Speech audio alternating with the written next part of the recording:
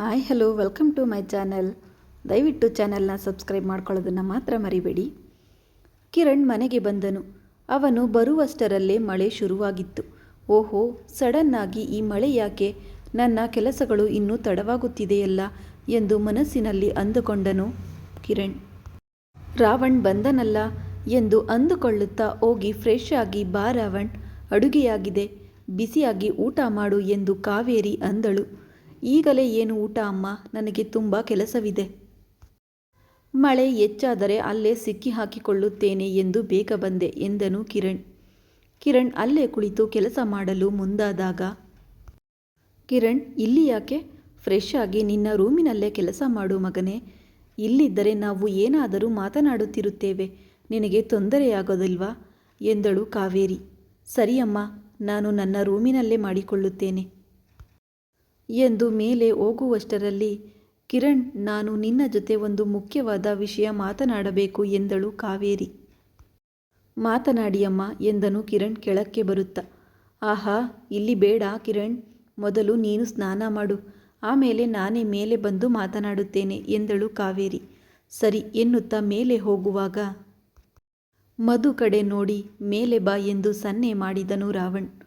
ಮಧು ಅದನ್ನು ನೋಡಿದರೂ ಬೆಳಿಗ್ಗೆ ಕಾವೇರಿ ಅಂದ ಮಾತುಗಳನ್ನು ನೆನಪಿಸಿಕೊಂಡು ಮೌನವಾಗಿ ಅಲ್ಲೇ ನಿಂತಳು. ಕಿರಣ್ ತನ್ನ ರೂಮಿಗೆ ಹೋಗುವಷ್ಟರಲ್ಲೇ ಬೆಡ್ ಮೇಲೆ ಬಟ್ಟೆ ಮತ್ತು ಟವಲ್ ಇಟ್ಟಿರುವುದನ್ನು ನೋಡಿ, ಓಹೋ, ರ್ಯಾಬಿಟ್ ತುಂಬ ಫಾಸ್ಟ್ ಆಗಿದ್ದಾಳೆ ಎಂದುಕೊಳ್ಳುತ್ತಾ ಫ್ರೆಶ್ ಆಗಿ ಬಂದು ಕೆಲಸ ಮಾಡಲು ಕುಳಿತುಕೊಂಡನು. ಓಹೋ, ನನ್ನ ಬ್ಯಾಗ್ ತಂದಿಲ್ಲವಲ್ಲ ಎಂದು ಎದ್ದು ಟೇಬಲ್ ಮೇಲಿದ್ದ ಬ್ಯಾಗ್ ತೆಗೆದುಕೊಳ್ಳಲು ಹೋದವನಿಗೆ ಏನೋ ಅನುಮಾನ ಬಂದು ಹಿಂದೆ ತಿರುಗಿ ನೋಡಿದನು. ಬ್ಯಾಗ್ ಪಕ್ಕದಲ್ಲೇ ಇದ್ದ ಒಂದು ಕವರ್ ಅವನ ಕಣ್ಣಿಗೆ ಬಿತ್ತು. ಬಂದು ಆ ಕವರ್ ಕೈಗೆತ್ತಿಕೊಂಡು ಬೆಡ್ ಮೇಲೆ ಕುಳಿತು ಓಪನ್ ಮಾಡಿದನು. ಅದರಲ್ಲಿರುವ ಫೋಟೋಗಳನ್ನು ಒಂದೊಂದಾಗಿ ನೋಡುತ್ತಿದ್ದಂತೆ ಕಿರಣ್ ಮುಖದ ಬಣ್ಣ ಬದಲಾಯಿತು. ಕೋಪದಿಂದ ಬೆಡ್ನಿಂದ ಎದ್ದು ರ್ಯಾಬಿಟ್ ಎಂದು ದೊಡ್ಡದಾಗಿ ಕೂಗುತ್ತಾ ಕೆಳಕ್ಕೆ ಬಂದನು ರಾವಣ್. ಆ ಕೂಗನ್ನು ಕೇಳಿದ ಕಾವೇರಿ ಮುಖದಲ್ಲಿ ನಗು ಮಿಂಚಿತು. ಬೆಂಕಿ ಹತ್ತಿಕೊಂಡಿದೆ, ಅದು ಚೆನ್ನಾಗಿ ಉರಿಯಲಿ. ಅದಕ್ಕೆ ಸ್ವಲ್ಪ ಪೆಟ್ರೋಲ್ ಸುರಿದರೆ ಸಾಕು, ಅದೇ ಬಗ್ಗನೆ ಉರಿಯುತ್ತದೆ ಎಂದು ಮನಸ್ಸಿನಲ್ಲಿ ಅಂದುಕೊಂಡಳು ಕಾವೇರಿ.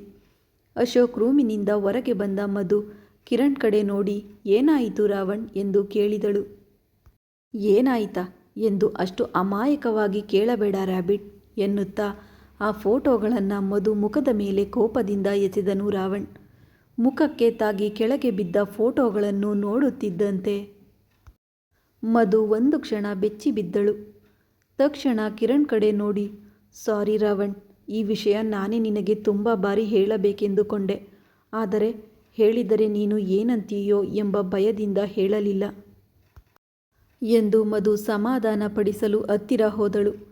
ಅಲ್ಲೇ ನಿಲ್ಲು, ನನ್ನ ಹತ್ತಿರ ಬರಬೇಡ, ಕಂಟ್ರೋಲ್ ತಪ್ಪಿ ಕೈ ಮಾಡಬಹುದು ಎಂದು ಕೋಪದಿಂದ ಗದರಿದನು. ಪರವಾಗಿಲ್ಲ ರಾವಣ್ ಎಂದಳು ಮಧು. ಆಗಲೇ ಅವಳ ಕಣ್ಣುಗಳಲ್ಲಿ ನೀರು ತುಂಬಿತ್ತು. ನಾನು ಇದುವರೆಗೆ ಎಷ್ಟು ಬಾರಿ ಕೇಳಿದ್ದೇನೆ ರ್ಯಾಬಿಟ್, ನನ್ನ ಹತ್ತಿರ ಏನಾದರೂ ಮುಚ್ಚಿಡುತ್ತಿದ್ದೀಯಾ ಅಂತ? ಏನಾದರೂ ಇದ್ದರೆ ಹೇಳು, ಇಲ್ಲದಿದ್ದರೆ ಆಮೇಲೆ ಗೊತ್ತಾದರೆ ಸಾಯಿಸಿ ಬಿಡುತ್ತೇನೆ ಎಂದು ಹೇಳಿದ್ದನೋ ಇಲ್ಲವೋ ಎಂದು ಕಿರಣ್ ನೇರವಾಗಿ ಮಧುವಿನ ಕಣ್ಣುಗಳನ್ನು ನೋಡಿ ಕೇಳಿದನು. ಹೇಳಿದ್ದೀಯಾ ಎಂದಳು ಮಧು ಅಳುತ್ತಾ. ಅಷ್ಟರಲ್ಲೇ ಮನೆಯವರೆಲ್ಲ ಅಲ್ಲಿಗೆ ಬಂದಿದ್ದರು. ಏನಾಗುತ್ತಿದೆ ಎಂದು ಕೆಲವರು ಕುತೂಹಲದಿಂದ ಮತ್ತೆ ಕೆಲವರು ಸಂತೋಷದಿಂದ ನೋಡುತ್ತಿದ್ದರು. ಮತ್ತೆ ಅಷ್ಟಾದರೂ ಹೇಳಲಿಲ್ಲವಲ್ಲ, ನಾನು ಇಂಥವರ ಮಗಳು, ಇಂಥವರ ಸಂಬಂಧಿ ಎಂದು. ನಮ್ಮ ಮನೆಗೆ ಬಂದಾಗ ಹೇಳಲಿಲ್ಲ, ಹಾಸ್ಪಿಟಲ್ಗೆ ಬಂದಾಗಲೂ ಹೇಳಲಿಲ್ಲ, ಆದಿ ಜೊತೆ ಮಾತನಾಡುತ್ತಿರುವಾಗಲೂ ಕೂಡ ಕೇಳಿದೆ. ಆಗಲೂ ಅವನು ನನ್ನ ಭಾವ, ಅದಕ್ಕೆ ಮಾತನಾಡುತ್ತಿದ್ದೇನೆ ಎಂದು ಹೇಳಿದರೆ ಅಂದೇ ನಿಮ್ಮನ್ನು ಸುಮ್ಮನೆ ಬಿಡುತ್ತಿದ್ದೆ ಅಲ್ವಾ ಎಂದು ವಿಪರೀತ ಕೋಪದಿಂದ ಕಿರುಚಿದನು. ಹಾಗೇನೂ ಇಲ್ಲ ರಾವಣ್, ಅವನು ನನ್ನ ಭಾವ ಎಂದು ನನಗೆ ತಿಳಿದಿರಲಿಲ್ಲ. ತಿಳಿದ ನಂತರವೂ ನಾರ್ಮಲ್ ಆಗಿಯೇ ಮಾತನಾಡಿದೆ, ಅದಕ್ಕಿಂತ ಹೆಚ್ಚೇನೂ ಇಲ್ಲ ಎಂದು ಮಧು ಅಳುತ್ತಾ ಹೇಳ್ತಾಳೆ. ಕಿರಣ್ ಕೈ ಎತ್ತಿ ಸುಮ್ಮನಿರು ಎಂಬಂತೆ ಕೋಪದಿಂದ ನೋಡಿ, ಹುಚ್ಚನಂತೆ ನಾನು ನಿನ್ನನ್ನು ನಂಬಿ ನನ್ನ ನೋವುಗಳನ್ನೆಲ್ಲ ನಿನಗೆ ಹೇಳಿಕೊಂಡೆ. ಆದರೆ ನೀನೇನು ಮಾಡಿದೆ? ಪ್ರತಿಯೊಂದನ್ನು ನನ್ನಿಂದ ಮುಚ್ಚಿಡುತ್ತಾ ಬಂದೆ. ನಾನು ಆಕ್ಸಿಡೆಂಟ್ನಲ್ಲಿ ಸತ್ತ ಹುಡುಗನ ಬಗ್ಗೆ ಮಾತನಾಡುತ್ತಿರುವಾಗಲೂ ಕಲ್ಲಿನಂತೆ ಮೌನವಾಗಿ ಕುಳಿತಿದ್ದೆ ಹೊರತು ಅವನು ನನ್ನ ಅಣ್ಣ ಎಂದು ಒಂದು ಬಾರಿ ಕೂಡ ನಿನ್ನ ಬಾಯಿಂದ ಬರಲಿಲ್ಲ. ನೀನು ಯಾರು ಎಂದು ನನಗೆ ಮೊದಲೇ ಹೇಳಿದ್ದರೆ ನಿಮ್ಮ ತಾಯಿಯ ಮಾತುಗಳನ್ನು ನಿರ್ಲಕ್ಷಿಸಿ ನಿನ್ನ ಟ್ಯಾಲೆಂಟ್ ನೋಡಿ ಕೆಲಸ ಕೊಡುತ್ತಿದ್ನೇನೋ. ಆದರೆ ನೀನು ನನ್ನ ಹತ್ತಿರ ಬಂದಾಗಿನಿಂದ ನನ್ನನ್ನು ಮೋಸ ಮಾಡಲು ಸುಳ್ಳಿನ ಮೇಲೆ ಸುಳ್ಳು ಹೇಳುತ್ತಲೇ ಇದ್ದೀಯಾ. ಯಾಕೆ ಇದೆಲ್ಲ ಎಂದು ಕೇಳಿದನು. ನಿಜ ತಿಳಿದರೆ ನೀನು ಏನನ್ನುತ್ತೀಯೋ ಎಂದು ಹೇಳಲಿಲ್ಲ ರಾವಣ್. ಅಷ್ಟೇ ಹೊರತು ನಿನ್ನನ್ನು ಮೋಸ ಮಾಡಬೇಕೆಂದು ಅಲ್ಲ ಎಂದಳು ಮಧು. ಸುಳ್ಳು, ಅದೆಲ್ಲ ಸುಳ್ಳು. ನೀನು ಮಾತನಾಡುವ ಮಾತು ಕೂಡ ಸುಳ್ಳೆ, ತೋರಿಸುವ ಪ್ರೀತಿ ಸುಳ್ಳು. ನಿಮ್ಮೆಲ್ಲರಿಗೂ ಬೇಕಾಗಿರುವುದು ಒಂದೇ, ನಾನು ನಾಶವಾಗುವುದು. ಆದರೆ ನಿಮ್ಮ ಆಸೆ ಎಂದಿಗೂ ನೆರವೇರುವುದಿಲ್ಲ. ನೀನೇ ಅಂದಿದೆಯಲ್ಲ, ರಾವಣ್ ಸೀತೆಯನ್ನು ಅಪಹರಿಸುವ ತಪ್ಪು ಮಾಡದಿದ್ದರೆ ರಾವಣಾಸುರನಲ್ಲಿ ಯಾವ ಕೊರತೆಯೂ ಇಲ್ಲ ಎಂದು. ಹಾಗೆಯೇ ನಾನು ಕೂಡ. ನಾನು ಯಾವ ಸೀತೆಯ ತಂಟೆಗೂ ಹೋಗೋದಿಲ್ಲ. ಹಾಗಾಗಿ ನನ್ನನ್ನು ಬೀಳಿಸುವವರು ಕೂಡ ಯಾರೂ ಇಲ್ಲ. ನಿಮ್ಮ ಅಮ್ಮನ ಬೈಗುಳಗಳು, ನಿಮ್ಮ ಮಾವನ ಪ್ಲ್ಯಾನ್ಗಳು, ನಿನ್ನ ನಂಬಿಕೆ ದ್ರೋಹ ನನ್ನನ್ನು ಏನು ಮಾಡಲಾರವು ಎನ್ನುತ್ತಾ ಹಾವನ್ನಾದರೂ ಮನೆಯಲ್ಲಿಟ್ಟುಕೊಳ್ಳಬಹುದು. ಆದರೆ ನಿನ್ನಂತಹ ನಂಬಿಕೆ ದ್ರೋಹಿಗಳನ್ನು ಮನೆಯಲ್ಲಿ ಇಟ್ಟುಕೊಳ್ಳಲು ಸಾಧ್ಯನೇ ಇಲ್ಲ. ನನ್ನ ಫೀಲಿಂಗ್ ಜೊತೆ ಆಟವಾಡಲು ನಿನಗೆ ಯಾರು ಪರ್ಮಿಷನ್ ಕೊಟ್ಟಿದ್ದು ರ್ಯಾಬಿಟ್? ಸಾಕು, ಇನ್ನೂ ಸಾಕು. ಹೋಗಿ ನಿನ್ನ ಮಾವ ಮತ್ತು ಭಾವನ ಜೊತೆ ಸೇರಿ ನನ್ನನ್ನು ಹೇಗೆ ಕೆಡವಬೇಕು ಎಂದು ಪ್ಲ್ಯಾನ್ ಮಾಡು. ಮಧು ಎಷ್ಟೇ ಅತ್ತು ಬೇಡಿಕೊಂಡರೂ ಕೇಳಿಸಿಕೊಳ್ಳದೆ ಅವಳನ್ನು ಹೊರಕ್ಕೆ ಎಳೆದುಕೊಂಡು ಹೋಗಿ ಮಳೆಯಲ್ಲೇ ಗೇಟ್ನಿಂದ ಆಚೆ ತಳ್ಳಿದನು ಕಿರಣ್. ಪ್ಲೀಸ್ ರಾವಣ್, ಒಂದು ಸಲ ನಾನು ಹೇಳುವುದನ್ನು ಕೇಳು. ನಾನು ನಿನ್ನನ್ನು ಮೋಸ ಮಾಡಬೇಕೆಂದು ಅಂದುಕೊಂಡಿಲ್ಲ. ನಿನಗೆ ಗೊತ್ತಾದರೆ ಹೀಗೆ ಕಳುಹಿಸುತ್ತೀಯ ಎಂಬ ಭಯ ನನಗಿತ್ತು. ಪ್ಲೀಸ್ ರಾವಣ್, ನನ್ನನ್ನು ಕಳುಹಿಸಬೇಡ. ನಿನ್ನನ್ನು ಬಿಟ್ಟು ನಾನು ಎಲ್ಲಿಗೂ ಹೋಗಲಾರೆ ಎಂದು ಗೇಟ್ ಹಿಡಿದು ಅಳತೊಡಗಿದಳು ಮಧು. ಮಧು ನಿಜ ಹೇಳದೆ ಮುಚ್ಚಿಟ್ಟಿದ್ದಾಳೆ ಎಂಬ ಕೋಪ ಕಿರಣ್ನ ವಿವೇಚನೆಯನ್ನು ಕುಂದಿಸಿತು. ಅವಳ ಮಾತುಗಳು ಅವನಿಗೆ ಕೇಳಿಸದಂತಾಗಿತ್ತು. ಅವನು ಗೇಟ್ ಹಾಕಿ ಒಳಗೆ ಬಂದನು.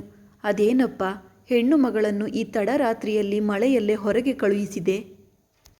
ಏನಿದ್ದರೂ ಕೋಪ ತಣ್ಣಗಾದ ಮೇಲೆ ನಾಳೆ ಬೆಳಿಗ್ಗೆ ಮಾತನಾಡಬಹುದು. ಮೊದಲು ಅವಳನ್ನು ಒಳಕ್ಕೆ ಬರಲಿಕ್ಕೆ ಬಿಡು ಎಂದಳು ಜಗದಾಂಬ.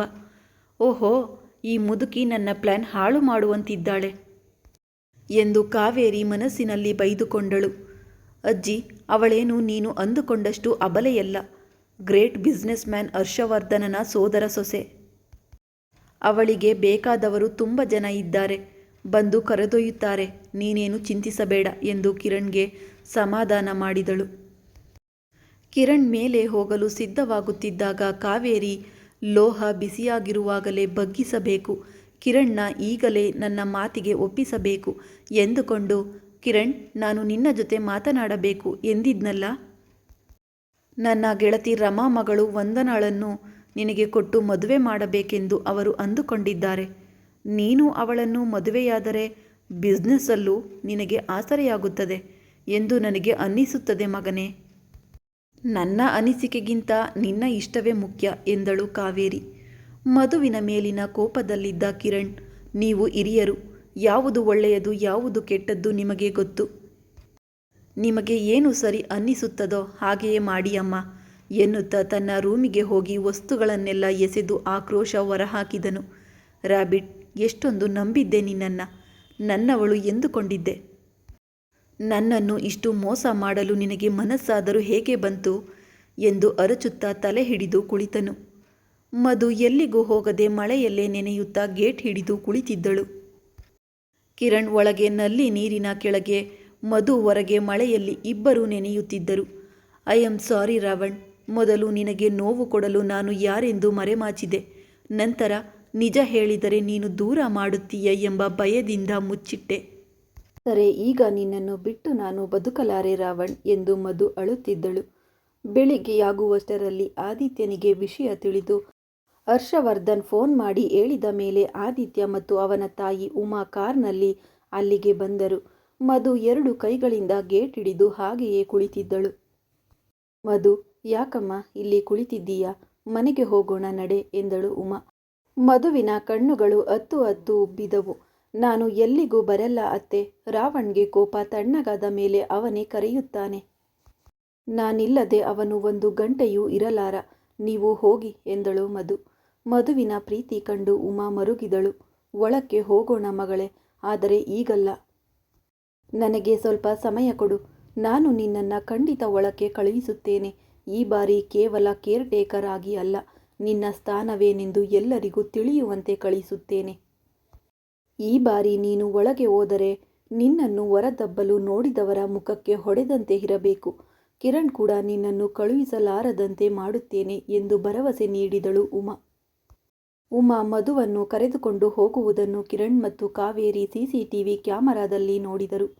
ಕಾವೇರಿ ತನ್ನ ಗೆಲುವಿನ ನಕ್ಕೆ ನಕ್ಕರೆ ಉಮಾ ಮನಸ್ಸಿನಲ್ಲಿ, ಕಾವೇರಿ, ಅಷ್ಟಕ್ಕೆ ಹಿರಿಯಾಗಿ ಹುಬ್ಬಬೇಡ. ನನ್ನ ಮಗನ ಕಣ್ಣಲ್ಲಿ ಮಧುವಿನ ಮೇಲೆ ಎಷ್ಟು ಪ್ರೀತಿ ಇದೆ ಎಂದು ನನಗೆ ಗೊತ್ತು. ಈಗ ಕೋಪದಲ್ಲಿದ್ದಾನೆ ಅಷ್ಟೇ. ಪ್ರೀತಿಸುವವರನ್ನು ದೂರ ಮಾಡಿಕೊಂಡರೆ ಜೀವನ ಎಷ್ಟು ನರಕ ಎಂದು ಅವನಿಗೆ ತಿಳಿಯಲಿ. ಆಮೇಲೆ ಅವನೇ ನಿನ್ನ ಬಳಿ ಬರುತ್ತಾನೆ ಎಂದುಕೊಂಡು ಮಧುವನ್ನು ಸಮಾಧಾನಪಡಿಸಿದಳು. ಮುಂದುವರೆಯುವುದು ಮುಂದಿನ ಭಾಗದಲ್ಲಿ. ಲೈಕ್ ಮಾಡಿ, ಕಮೆಂಟ್ ಮಾಡಿ, ಸಬ್ಸ್ಕ್ರೈಬ್ ಮಾಡಿ. Thanks for watching.